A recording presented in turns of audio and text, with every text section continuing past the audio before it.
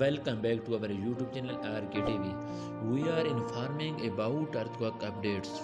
An earthquake of magnitude 4.0 occurred only early evening Wednesday, March 9, 2022 at 4 p.m. local time near Kangai, China, as reported by German Research Center for Geosciences. According to preliminary data, the quake was located at a moderately shallow depth of 10 km. Please like, share and subscribe our YouTube channel for more updates.